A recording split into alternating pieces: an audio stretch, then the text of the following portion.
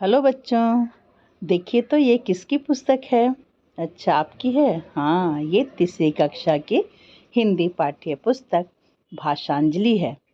इसमें एक पाठ है, पाठ 3, जिसका शीर्षक है ओ मेरी मछली। आज हम लोग इसी पाठ का प्रश्न उत्तर बनाना सीखेंगे। पिछले वीडियो में मैंने इस पाठ के और प्रश्न जो दिए गए हैं पेज नंबर 16 पर, उसे बनाना सीखा था।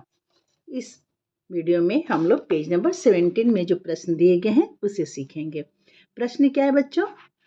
पढ़िए, समझिए और खाली जगहों को भरिए। ये तो बहुत मजेदार बात है।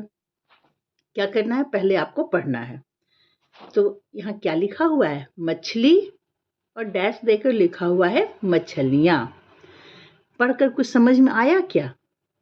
पढ़ करके मैं बताती हूँ क्या समझेंगे आप इसमें। मछली और मछलियाँ। मछली कहते हैं एक मछली को, और मछलियाँ कहते हैं जब एक से अधिक मछली हो तब, यानी 2 मछलियाँ, 3 मछलियाँ, अनेक मछलियाँ। तो मछली, मछलियाँ यानी एक वचन, बहुवचन। मछली एक वचन हो गई और मछलियाँ बहुवचन। तो बच्चों समझ में आया ना? ये एक वचन क्या होता है और बहुवचन क्या होता है? आपके मन में ये प्रश्न उठ रहा होगा। तो बच्चों, वचन किसे कहते हैं? वचन जिससे हमें एक या अनेक होने का बोध होता है, उसे हम वचन कहते हैं। और वचन के 2 भेद होते हैं, एक वचन, बहुवचन। तो जिससे एक का बोध हो वो कहलाता है एक वचन, और जिससे एक से अधिक का बोध हो उसे कहते हैं बहुवचन। तो इसमें हो गई मछली एक वचन, मछलियाँ बहुवचन। समझ में आया बच्चों? हाँ। अब हम लोग आगे अपने से बनाएंगे। बकरी। बकरी एक वचन है कि बहुवचन है?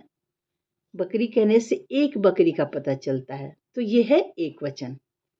और इसका बहुवचन क्या हो जाएगा? बहुवचन होगा बकरियाँ।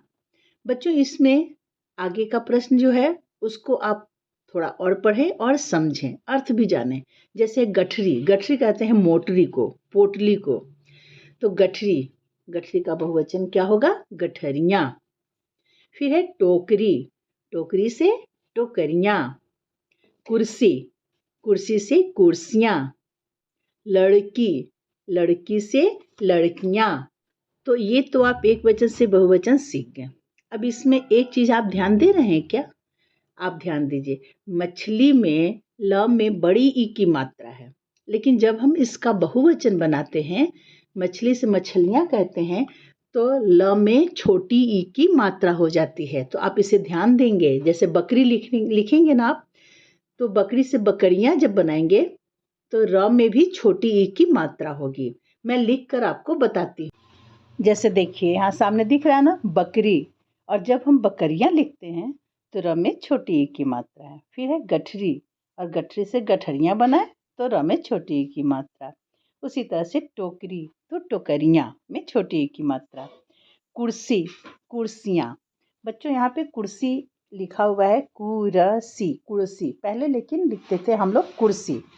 थोड़ा बहुत परिवर्तन हुआ है, लेकिन पहले वाला शब्द भी अभी चल रहे हैं, पूरी तरह से हटाए नहीं गए हैं। तो कुर्सी को हम लोग 2 तरह से लिख सकते हैं। जैसे मैंने यहाँ पे एक कुर्सी पेन से लिखा है, और एक कुर्सी तो छपी हुई है वहाँ पे लिखी हुई।